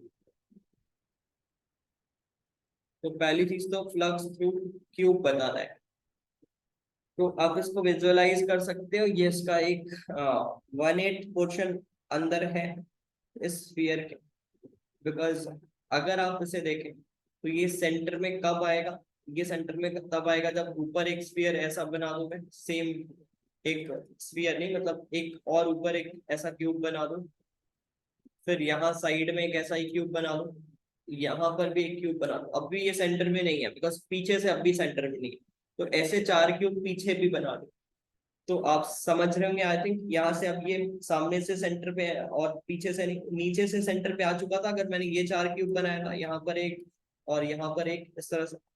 तो अब ये साइड वाइज और बॉटम और टॉप वाइज तो ये सेंटर पे है, बस आगे पीछे से सेंटर नहीं है, तो पीछे ऐसे 4 क्यूब और बना देते हैं तो ओवरऑल ये सेंटर पे आ जाएगा, ऐसे सोच सकते हैं। या फिर आप देख सकते हैं कि एक ऑक्टेंट यहाँ पर लाया कर रहा है अंदर पे। तो ये बाद में आपकी थिंकिंग बढ़ जाएगी, अभी आप ऐसे 8 क्यूब के थ्रू समझ सकते हैं। तो अगर ये 8 क्यूब से ये ढक रहा है तो उनमें से एक क्यूब ये है, तो 1/8 फ्लक्स इस क्यूब से पास करने वाला है। तो अगर मुझे इस पूरे क्यूब से फ्लक्स देखना है तो that will be Q by epsilon not का 1/8 portion, 1/8 of Q by epsilon not, ऐसा लिखना चाहिए। अब इससे भी थोड़ा सा और अच्छे से समझते हैं कि ये किस किस प्लेट से जाने वाला है। तो आपको पता है कि यहाँ पर फील्ड ग्रेजिंग होगी, आप थोड़ा सा सोच सकते हैं यहाँ पर भी फील्ड ग्रेजिंग होगी, बिकॉज ऐसा प्लेट है ना उसके साइड पे ही चार्ज है, तो फील्ड लाइंस कैसे निकलेंगे, उसको ऐसे इसके थ्रू निकलेंगी, ऐसे नीचे वाले से भी थ्रू निकलेंगी, इसके पीछे वाला जो प्लेट है, ये जो पीछे वाला प्लेट है इससे भी थ्रू निकलेंगी। तो इन 3 प्लेट से ये साइड वाला, ये टॉप वाला और एक पीछे वाला, इन तीनों से फ्लक्स ग्रेजिंग होंगी। तो कट किससे करके जा रहे होंगे, तो इन तीनों से फ्लक्स 0 लिखेंगे। तो ये जो टोटल फ्लक्स निकला है वो इन 3 प्लेट से निकला है, किससे, इससे प्लेट नंबर 1 और प्लेट नंबर 2 एंड ये सामने वाला जो प्लेट है प्लेट नंबर 3। और आप देख सकते हैं ये बिल्कुल सिमेट्रिकल है तीनों के हिसाब से, तीनों के लिए सिमेट्रिकल है। तो अगर मैं किसी भी एक प्लेट से पूछूं इन तीनों में से, तो वो हो जाएगा क्यू बाय 8 एप्सिलॉन नॉट वो भी 1/3। तो ये है flux through 1, flux through 3 and flux through 2 और 3, इन सबसे फ्लक्स है कुछ ये मान लेते हैं सेकेंड पार्ट हो गया। और आपको ये भी पता है कि ऊपर के जो 3 ग्रेजिंग है तो flux is 0 through remaining 3 surface, remaining 3 surface से फ्लक्स 0 होगा बिकॉज वो ग्रेजिंग है। यहाँ तक बातें आई थिंक समझ में आ गई होगी, तो फिर थोड़ा और आगे बढ़ते हैं और समझते हैं चीजों को बेहतर में। ओके, सो अब इसी में हम थोड़ा सा और वेरिएशन कर सकते हैं। मान लो हम बॉडी डायगोनल के थ्रू, इस डायगोनल के थ्रू हमने इसे थोड़ा आगे पीछे कर दिया, हमने आगे पीछे कर दिया मतलब इसको जस्ट बाहर कर दिए एंड जस्ट अंदर कर दिए, ये दोनों केसेस भी बन जाते हैं और इसमें बहुत सारे वेरिएशन हो जाते हैं, कोई भी खास बात नहीं है, बिल्कुल नॉर्मल सी चीज है। तो ये केस हो गया मान लो केस 2 एंड ये हो गया केस 3। तो केस 2 पे अगर आप देखें तो अब चार्ज बाहर लाई कर रहा है, और अगर चार्ज बाहर लाई कर रहा है तो total flux through that close surface will be 0। तो केस 2 की अगर बात करें, अगर केस 2 की बात करें तो ये बाहर लाई कर रहा है चार्ज, और बाहर बाहर लाई कर रहा है मतलब क्यूब से नेट फ्लक्स 0 है, और बहुत माइनर से डिस्प्लेसमेंट से इन तीनों से फ्लक्स चेंज हुआ नहीं होगा। और छोटे से डिस्प्लेसमेंट से इन तीनों से फ्लक्स चेंज हुआ नहीं होगा। तो इसका मतलब यह है कि फ्लक्स थ्रू रिमेनिंग वाले जो है प्लस फ्लक्स थ्रू, वो हम जो 1 2 3 लिख रहे थे उसको फाई नॉट लिख रहा हूँ। फाई नॉट कैसे लिख रहे हैं, इनको फाई नॉट लिख दे रहा हूँ एक, ठीक है। तो ये फाई नॉट, ये मिलके क्या होना चाहिए, 0। तो फ्लक्स थ्रू रिमेनिंग अगर निकालना है तो इसे हम लिख सकते हैं नेगेटिव ऑफ फाई नॉट, मतलब negative of Q by 24 epsilon nought. Because just बाहर करने से इनपे फील्ड ज्यादा चेंज हुआ नहीं होगा, बट अब ये बाहर आ गया है ना, तो अब आप समझ रहे होंगे कि ये अब इन सरफेस को कट करके ऐसे अंदर घुसेंगे। बिना कट के अंदर एंटर कर नहीं सकते, तो अब इनसे भी फील्ड कट करके जा रही है, मतलब इनसे भी फ्लक्स आएंगे। और आप देख सकते हो इनका एरिया वेक्टर ऐसा है और कट करके ऐसे अंदर जा रही है, तो जरूर फ्लक्स नेगेटिव आना चाहिए था, और उसी तरह से फ्लक्स नेगेटिव आ रहा है। और अगर जस्ट अंदर कर देंगे तो फिर बात क्या है, यहाँ पर जो मैंने 0 लिखा है, इस 0 को आप Q बाय एप्सिलॉन नॉट से चेंज कर दोगे in case 3। In case 3 replace 0 with Q by epsilon. Case 3 में बस इसको रिप्लेस करना है और आप उससे फिर फाइंड कर सकते हो, तो इसमें कोई भी खास बात है नहीं, और इस तरह से आप प्लग्स चीजों को इजीली फाइंड कर सकते हैं। ये कॉमन एग्जांपल्स हो गए। और अगर अब हमें थोड़ा सा बात करना है, तो आप इस तरह की चीजों को भी एक देख सकते हैं। जैसे कि मान लो ये मेरे पास एक कोऑर्डिनेट सिस्टम है, इस पे मैंने किसी ए डिस्टेंस ऊपर मान लेते हैं इसका 0, A पर एक क्यू चार्ज रख दिया है, और अब मुझे फ्लक्स पूछा जा रहा है अलग अलग डिस्ट्रीब्यूशन पे। तो बस आपको ये बताना है कि फ्लक्स किस केस में सेम होगा, किस पे नहीं होगा, किस में ज्यादा होगा, किस में कम होगा, थोड़ा सा ऐसा बताना है। तो बस ये आइडिया लगाना चाह रहा हूँ मैं आपको। तो ऐसा कुछ केस है, मैंने 20 से, तो इस पे जो फ्लक्स आ रहा है वो फ्लक्स 1 है, इस पे जो फ्लक्स आ रहा है फ्लक्स 2 है। अब 1 मिनट का टाइम है और आप इसको सोचेंगे क्या दोनों से फ्लक्स में बड़ा कौन है, क्या दोनों इक्वल है, या फिर इनमें से फ्लक्स 1 बड़ा है फ्लक्स 2 बड़ा है, कौन बड़ा है, आपको ऐसे सोचना हो, ठीक है।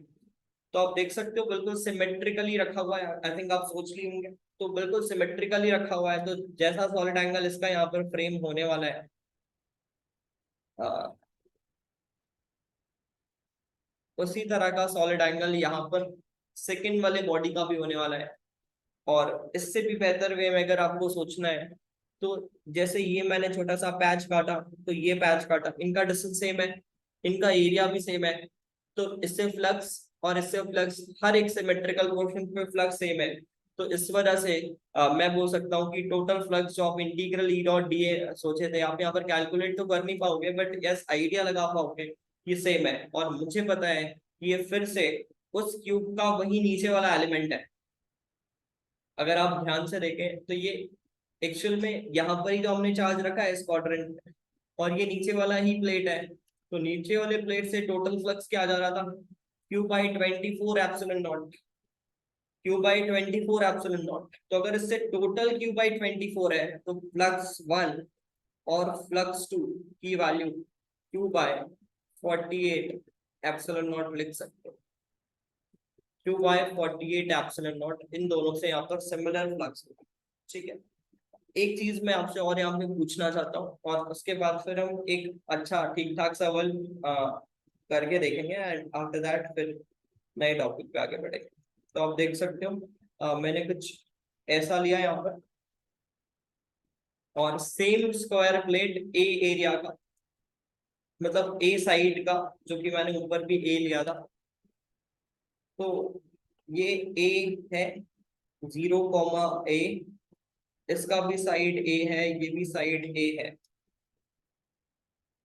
तो इस हिसाब से अब मैं डाइवर्ट कर रहा हूँ इसको इस बीच वाले लाइन से, ठीक है, ऐसा। अब आपको थोड़ा सा कंपेयर करना है कि किससे फ्लक्स ज्यादा है, किससे फ्लक्स कम है। तो ये फ्लक्स 1 और यहाँ पर फ्लक्स 2 है। एक बार आप कंपेयर कर सकते हैं किसमें फ्लक्स ज्यादा है, किसमें फ्लक्स कम है। तो मैंने जैसे आपको बताया कि दोनों का एरिया तो एक जैसा है, बट हर एक सिमेट्रिकल पार्ट पे अगर आप ध्यान से देखें तो यहाँ पर फील्ड फील्ड भी ज्यादा होगा और साथ में अलाइनमेंट भी ज्यादा होगा। आप देख सकते हैं अगर मैं साइड से देखूं तो ये पास वाला प्लेट कुछ ऐसा दिख रहा है, ऐसा अपने पास प्लेट है ना, अगर साइड से बनाए इसको तो इस तरह का कोई प्लेट है। तो यहां से अगर मैं आपको दिखाऊं तो इस चार्ज पे इस तरह से आ रहा है और उसका एरिया वेक्टर भी लगभग ऐसा है। तो एंगल भी छोटा है एरिया वेक्टर और फील्ड के बीच में, और साथ में फील्ड की मैग्नीट्यूड भी ज्यादा है। इसके लिए एंगल भी इसके जस्ट इसके जैसा जो पार्ट है वो यहाँ पर है, उसके लिए एंगल भी थोड़ा बड़ा होगा, थोड़ा ये और ज्यादा ओपन हो गया होगा, ऐसा गया होगा। और एरिया वेक्टर तो अब भी नीचे ही होगा, तो एंगल भी बड़ा हो गया है, मतलब cos थीटा की वैल्यू भी छोटी हो गई है। एज वेल एज आप ये भी समझ रहे हैं कि फील्ड की वैल्यू भी छोटी हो गई है, बिकॉज वो थोड़ा दूर लाई कर रहा है उस पॉइंट चार्ज से। तो ठीक है, यहाँ पर अगर हमें चेक करना है तो मैं इजीली बोल सकता हूँ कि flux through one will be greater than flux through, यहाँ पर जो पहले वाले पार्ट से फ्लक्स है वो ज्यादा होगा सेकेंड वाले पार्ट। तो इस तरह से आपको चीजों को सोचना आना चाहिए, इसमें कोई भी बहुत बड़ी चीज नहीं है। बट हाँ, बहुत सिंपल सिंपल से सवाल जो ये एडवांस में भी पूछ लिए जाते हैं सिमिलर कंसेप्ट से, तो चीजें आपको इसलिए मैंने थोड़ा सा लंबा खींचा है और थोड़ा सा इस पे ज्यादा फोकस किया है। आप चाहे 2022 का पेपर देखें तो उसमें भी एक बहुत सिंपल सा फिगर से सवाल आया, तो इस तरह के क्वेश्चंस आ जाते हैं और बच्चे अगर सोच नहीं पाएंगे तो बहुत अच्छा प्रीसियस मोमेंट हो सकता है उनके लिए। अगर इस छोटे छोटे सवाल को वो सॉल्व करें तो इजीली आप वो मार्क्स ला सकते हैं जे एडवांस पे। तो इन छोटे सवाल पे कभी भी मार्क्स लूज करना बहुत गलत होगा कोई भी एक सीरियस स्टूडेंट के लिए। तो ठीक है, इस तरह से हमने कुछ फ्लक्स के बारे में सोचना था। तो एक last example as a example मैं आपको होमवर्क या फिर चलो अभी आप खुद से ही ट्राई करना, मैं कोशिश कर रहा हूँ फिगर बनाने की, और आप एक बार से ट्राई करो एंड आफ्टर दैट हम आगे बढ़ेंगे और नए टॉपिक को देखेंगे। ये थोड़ा अच्छा सवाल है, आपको थोड़ा सा टेस्ट कर सकता है, बट यस आपको जरूर बन जाना चाहिए। तो मैंने फिर से वही 8 डिस्टेंस ऊपर पे फील्ड रखा हुआ, ये चार्ज रखा हुआ, ये भी ए है, ये भी ए है, और इसके बाद यहां से मैंने एक इनफाइनाइट प्लेट सा बना दिया है। ठीक है, यहाँ से मैंने ये प्लेट इनफाइनाइट तक गया है ऐसा आगे, मतलब ये बहुत बड़ा प्लेट है, इसके लेंथ के कंपैरिजन में वो बहुत दूर तक गया है। और बात करें दूसरी चीज की, तो अब मैं बस यहाँ पर शेड कर रहा हूँ चीजों को, आपको शेडेड पोर्शन से फ्लक्स बताना है। तो शेड मैंने ऐसे किया है, इसे मैंने शेड किया है और मैंने इसे शेड किया है। तो इस शेडेड पोर्शन से फ्लक्स बताना है। आसान होगा, बट एक बार आप ट्राई करना चाहिए आपको। इस शेडेड पोर्शन से फ्लक्स आपको बताना है। ठीक है, तो आई थिंक आप ट्राई कर चुके होंगे। मैंने फिर से सारी चीजें सिमेट्री में रखी हैं, ये भी ए लेंथ पर ही चार्ज रखा हूं। तो आप फिर से वो क्यूब बना सकते हैं इसके सोल्यूशन में अगर देखें। तो अगर मैं इस पे क्यूब बनाऊं तो आप समझ रहे होंगे 1/8 पोर्शन मतलब क्यूब बाय 1/8 पोर्शन का फ्लक्स इस क्यूब से जा रहा होगा। बट ये क्यूब बनेगा कैसे? एक इनफाइनाइट इस डायरेक्शन में इनफाइनाइट पे जाएगा वो क्यूब, तो आप समझ रहे होंगे ऐसा कुछ क्यूब बनेगा। एक साइड इसका फाइनाइट इनफाइनाइट पे जाने वाला है, बाकी सारे साइड फाइनाइट होने वाले हैं, मैं उसके थ्रू ही पास कर रहा हूँ। तो इस तरह का मैं कुछ यहाँ पर सरफेस बनाने वाला हूँ। इस तरह का मैंने यहाँ पे कुछ क्यूब बनाने का सोचा, और ऐसे ही 8 क्यूब बनाऊंगा तो ये पूरा चार्ज यहाँ पर हाइट हो जाने वाला है। और इस हिसाब से अगर आप देखो तो हमें पता है कि 3 प्लेट से फ्लक्स होते थे, एक सामने वाले से, एक नीचे वाले से और एक साइड वाले से। बट ये साइड वाला प्लेट इनफाइनाइट पे लाई कर रहा है, तो फील्ड वहां पर लगभग 0 हो गया होगा, और इस वजह से मैं बोल सकता हूँ कि उस प्लेट से फ्लक्स का कंट्रीब्यूशन नहीं लिखेंगे। तो ओवरऑल फ्लक्स दो प्लेट्स हैं और दोनों सिमेट्रिकल हैं। अगर आप देखें, एक चार्ज के जस्ट जैसा नीचे वाला प्लेट है और एक इस चार्ज से सामने वाला प्लेट है, एक ही जैसे है, तो दोनों से फ्लक्स सेम होंगे। तो पहले तो 1/8 था, तो Q/8 एप्सिलॉन नॉट, ये 8 क्यूब की वजह से हुआ। और इसका भी मुझे हाफ कर देना चाहिए। This is flux through one lower plate, ये नीचे वाले प्लेट से हो गया, which is Q/16 epsilon not. और अभी हमने थोड़ी देर पहले इसे कैलकुलेट किया था कि ये पोर्शन और ये पोर्शन सिमेट्रिकल होते हैं, उसके और दोनों पे फ्लक्स आता है Q/48। तो अगर मुझे शेडेड चाहिए तो मुझे ये वाला पोर्शन का फ्लक्स हटाना चाहिए। तो अगर फ्लक्स शेडेड देखना है तो मैं उसे लिख सकता हूँ Q/16 epsilon not minus Q/48 epsilon not. तो इसमें इंटू 3 कर सकते हैं, तो 2Q/48 एप्सिलॉन नॉट और Q/24 एप्सिलॉन। ये शेडेड पोर्शन का फ्लक्स है, अगर आप ध्यान से देखें। आई थिंक समझ में आया होगा आपको किस तरह से इसे सोचना चाहिए। ओके, सो ये एक जेई एडवांस का PYQ है। मैं क्वेश्चन पूरा बता नहीं रहा हूँ, मैंने फिगर बनाया, आप देख सकते हैं। ये L लेंथ का और A इसका कुछ साइड व्यू दिया हुआ था, और ये हाइट Z एक्सिस पे मान लो, इसको X मान लो, इसको Y मान लो। तो Z एक्सिस पे इसका हाइट √3/2A ऐसा कुछ गिवन है, और हमें इस प्लेट से फ्लक्स बताना है। अगर यहाँ पर लैम्डा चार्ज का एक वायर इसके ऊपर रखा हुआ है, ठीक है, तो बहुत आसान है, इसमें कोई ज्यादा खास बात है नहीं। तो आप देख सकते हो क्या कर सकते हो इस पे। L लेंथ का हमारे पास इस तरह से ये बना हुआ है।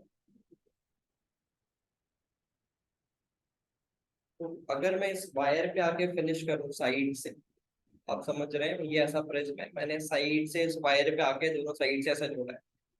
तो मुझे इस तरह का कुछ शेप बनता हुआ दिख रहा है, एक प्रिज्म सा बनेगा। आई थिंक अगर देखें तो प्रिज्म जैसा शेप सा बनने वाला है। तो मुझे इस लोअर हाफ से फ्लक्स देखना, इसमें एक मेथड नहीं है, बहुत सारे मेथड है। जो इंस्टेंट पे क्लिक कर जाए आप उस तरह से चीजों को बता सकते हैं। तो आप देख सकते हैं इस वायर का ये वाला जो एंगल होगा, अगर ये अपन निकाल लेते हैं तो साइड से अगर मैं देखूं तो एक ट्राइंगल सा फॉर्म हो रहा है। साइड से देखने में एक ट्राइंगल सा फॉर्म हो रहा है, और इस ट्राइंगल पे ये वाला एंगल थीटा है, ये लाइन √3A/2 दिया हुआ है, और ये कुछ A/2 है। तो थीटा यहाँ से अपन 30 डिग्री कैलकुलेट कर सकते हैं, तो ओवरऑल 60 डिग्री का ये वाला एंगल बोल सकते हैं। तो 60 डिग्री का एंगल है, और इससे ऐसा वायर यहाँ से पास कर रहा है, ऐसा अंदर पास कर रहा है, इस तरह से क्रॉस सेक्शन व्यू उसका दिखेगा। तो आप देख सकते हो ये वाला पोर्शन इसका अंदर है, और अगर मैं एक पूरे कंप्लीट सर्कल देखूं तो उसका ये 1/6 पोर्शन अंदर है, बिकॉज 60 डिग्री है, तो ओवरऑल 360 डिग्री होगा एक कंप्लीट सर्कल। तो ये 1/6 पोर्शन अंदर है, तो ये जो फ्लक्स निकाल रहा होगा इस कंप्लीट वायर के हर एक छोटे छोटे DQ चार्ज से, वो 1/6 पोर्शन प्लेट पे नीचे जा रहा होगा। बिकॉज हमें पता है कि साइड से अगर देखें तो वो प्रिज्म के इसको भी ग्रेजिंग होगा फील्ड, पीछे वाले पे भी ग्रेजिंग होगा, और सामने वाले पे इससे भी ग्रेजिंग फील्ड निकलने वाली है, और इससे भी ग्रेजिंग फील्ड निकलने वाली, बिकॉज ये परपेंडिकुलर लाई कर रहे हैं। अगर साइड वाले देखें, और ये तो ग्रेजिंग होने ही वाले। तो बस जो भी फ्लक्स है वो इससे, और टोटल फ्लक्स अगर देखें तो Q/6 एप्सिलॉन नॉट है। और कितना लेंथ अंदर है, L लेंथ अंदर है, तो Q की वैल्यू मैं λ/L लिख सकता हूँ। तो λ/L का चार्ज इसके अंदर लाई कर रहा है, और उसका भी 1/6 पोर्शन हमारे फ्लक्स के लिए कंट्रीब्यूट कर रहा है। तो total flux will be λ/6 epsilon, λ/6 epsilon not. ये इस प्लेट से फ्लक्स होने वाला है, और ये आपको फ्लक्स इजीली पूछा गया। तो देख सकते हो बहुत आसान आसान सवाल इसमें आते हैं, बट आपको थोड़ा सा सोचने की कैपेबिलिटी होनी चाहिए। तो आई थिंक मैंने इस लेक्चर में बहुत सारी छोटी छोटी चीजें बताई हैं। आप अगर इनको ध्यान से सोचते हैं, समझने की कोशिश करते हैं, विजुअलाइज करेंगे चीजों को, तो बहुत इजीली समझ में आ जाते हैं। तो ठीक है, इतनी सारी चीजें हमने ऑलरेडी कवर कर ली है इस लेक्चर में। तो अब कोशिश करते हैं कि लास्ट पार्ट पर आ जाए इस चैप्टर के, इस फ्लक्स के लेक्चर के आज के लास्ट क्वेश्चन पे आ जाए, which is force and it's relation with flux.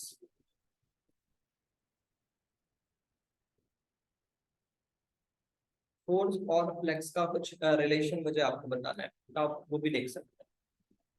तो मान लेते हैं एक प्लेट है हमारे पास। तो इस तरह का कोई प्लेट है,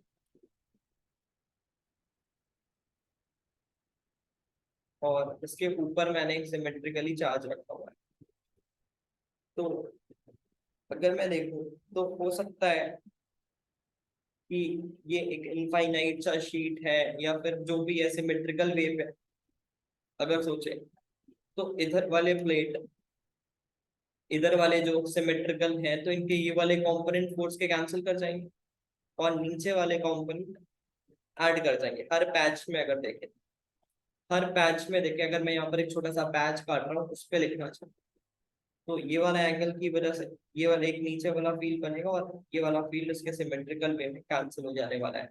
यहाँ पर है तो उसके सिमेट्री पे यहाँ पर ऐसा आ जाएगा। तो आप समझ रहे हो, सारे फील्ड नीचे की तरफ आ रहे हैं।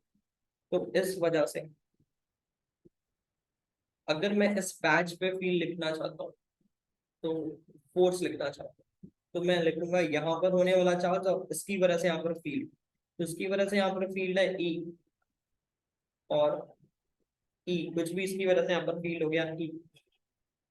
और इस पे जो चार्ज है वो मैं कैसे लिख सकता हूँ, इसका खुद का एरिया, इसका खुद का एरिया, और साथ में मैं इसे मल्टीप्लाई करूंगा इसकी चार्ज डेंसिटी से, इसकी चार्ज डेंसिटी से। और आप अगर देखें तो एरिया भी मुझे कौन सा लेना चाहिए, या फिर इसका कौन सा कंपोनेंट लेना है फोर्स का, ये वाला कंपोनेंट। मतलब एरिया का भी ये वाला component, एरिया का ये वाला कंपोनेंट। सो एक तरह से आप देख सकते हो एरिया का ये कंपोनेंट, एंड इसकी वजह से नीचे की डायरेक्शन में force। तो कभी भी मैं इस चीज को अगर देखूं, E इंटू एरिया, और दोनों के बीच में फील्ड का वो component which is in the direction of area, या फिर एरिया का वो component which is in the direction of field, नीचे की तरफ, नीचे की तरफ।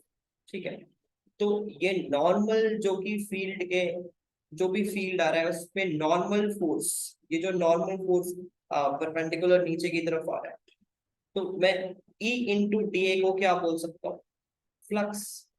या फिर अगर मैं इसको ऐसे लिखता कि इस पे जो स्मॉल फोर्स बनता है डीएफ, वो बनता E into D A times of sigma, और ई डी ए का डॉट प्रोडक्ट, जो सिग्मा तो कांस्टेंट होता बाहर लिख लिया, और ई इंटू डी ए। तो ये वाला टर्म एक तरह से फ्लक्स की तरह काम होता है। तो फ्लक्स हमेशा मुझे नॉर्मल फील्ड देने वाला है। नॉर्मल मतलब जहां पर फील्ड और एरिया वेक्टर अलाइन हो रहे होंगे उस डायरेक्शन में, मतलब एरिया वेक्टर की डायरेक्शन में जो फोर्स आएगा, याद रखना है, एरिया वेक्टर की डायरेक्शन में जो फोर्स आने वाला है वो मैं कैलकुलेट कर सकता हूँ इस रिजल्ट से। तो एक इंपॉर्टेंट रिजल्ट है। तो यहाँ से मुझे समझ में आ रहा है force is sigma into five, और ये फोर्स कौन सा फोर्स है, नॉर्मल फोर्स है। नॉर्मल फोर्स बोलने का मतलब है अलोंग द एरिया वेक्टर, जो भी एरिया वेक्टर पैच है उसके अलोंग, एरिया वेक्टर के अलोंग जो फोर्स आ रहा है वो ऐसे कैलकुलेट कर सकते हैं। तो इससे रिलेटेड पाथफाइंडर में एक सवाल है, एमसीक्यू, जिसमें कि एक प्लेट रखा गया था, जिसमें एक प्लेट ऐसा रखा गया है, और इस प्लेट के ऊपर एक सिलेंडर सा ऐसा फ्रेम कर दिया है। आप देख सकते हो एमसीक्यू पे होगा ही। ठीक है, ऐसा एक वर्चुअली आप समझ रहे होंगे, ऐसा सिलेंडर है। इस पे हमने कुछ चार्ज Q1 दिया है, शायद वहां पर आप एक बार चेक कर लोगे, इस पे चार्ज Q दिया हुआ है, और हमें बोला जा रहा है find force on the lower plate due to cylindrical portion.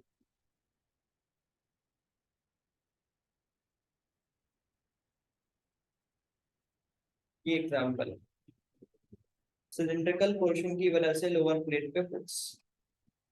तो इसको अगर आप ध्यान से देखें तो उसका साइड क्रॉस सेक्शनल व्यू अगर मैं दिखाऊं कैसा होने वाला है, तो उसको देखने के लिए हम किसी भी पर्टिकुलर जगह पर जाकर एक ऐसा स्ट्रिप काट रहे हैं सिलेंडर पे, और अगर मुझे यहाँ पर देखें तो इसके जैसा सिमेट्रिकल इधर वाला भी एक पोर्शन होगा, इसकी वजह से फोर्स ऐसा बनेगा, इसकी वजह से इस पॉइंट पे फोर्स ऐसा बनेगा। किसी भी पैच पे देखेंगे सिमेट्री से आप समझ सकते, हमें तो ये चीज हमें समझ में आ गया है सिमेट्री से कि जो भी फोर्स बनेगा वो नॉर्मल वाला ही बनेगा। जो भी फोर्स बनेगा वो इसका ऐसा फोर्स आएगा इसकी वजह से इस पॉइंट पे, ऐसा इस पॉइंट पे भी जाएगा, इस पे भी, इस पे भी, इस पे भी, हर पॉइंट पे वैसे ही फोर्स बन रहा है। उसका कॉम्पोनेंट कौन सा लेना है, नॉर्मल का। तो जब भी नॉर्मल फोर्स का कैलकुलेशन है तो हमें पता होना चाहिए कि वो फ्लक्स वाले मेथड से हम कर सकते हैं। तो ठीक है, मुझे सिलेंडर की वजह से वहां पर फ्लक्स किसी तरह लिख लेना है प्लेट पे, तो मैं इजिली वहां से चीजों को डील कर लूँ। तो आप देख सकते हो इस तरह से कुछ क्वेश्चन यहाँ पे बन रहा है, और ये मैंने जो पैच काटा है उसकी वजह से। तो आप समझ सकते हैं इस पूरे लाइन पे डीक्यू डीक्यू चार्जेस है, और हर एक डीक्यू चार्ज का कंट्रीब्यूशन फ्लक्स के लिए वो बस इतना ही है। इस एंगल का जो कंट्रीब्यूशन है वही फ्लक्स का कंट्रीब्यूशन। तो ये 90 डिग्री होना चाहिए। तो 90 डिग्री का एंगल, इससे जो फ्लक्स है वो इस रीजन से जा रहा है, और बाकी जो बचे हुए फील्ड लाइंस है बाहर की तरफ जा रहा है। तो 90 डिग्री इसके साथ जो फ्लक्स एसोसिएटेड है वो मैं कैसे लिख सकता हूँ, मुझे पता है कि 360 डिग्री पर क्यू बाय एप्सिलॉन नॉट है। हाँ, 360 डिग्री पर क्यू बाय एप्सिलॉन नॉट है, और मैं 90 डिग्री के साथ डील कर रहा हूँ, तो 1 by nothing 4, so Q by 4 epsilon not, ये फ्लक्स की वैल्यू है।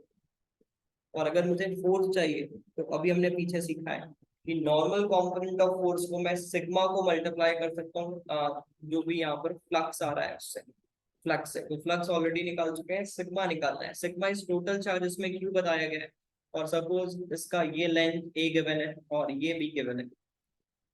सो चार्ज को क्या लिख सकता हूँ, उसकी जो डेंसिटी है उसे लिख सकता हूँ Q by L B, charge per unit area, और उसको मल्टीप्लाई कर लेंगे क्यू अपॉन 4 एप्सिलॉन। तो ये फोर्स आ गया किस डायरेक्शन, नीचे की डायरेक्शन। सो ये एक इम्पॉर्टेंट रिजल्ट है, और इससे एक इम्पॉर्टेंट और भी बढ़िया बढ़िया सवाल बनाए जा सकते हैं। तो वो भी किसी चीजों के साथ कवर करेंगे, अपने कोर्स में इसको कवर करेंगे। बहुत अच्छे अच्छे सवाल आने वाले हैं, तो यस आप साथ बने रहें, अगले वीडियो पे मिलते हैं। Thank you very much, I think मजा आया होगा।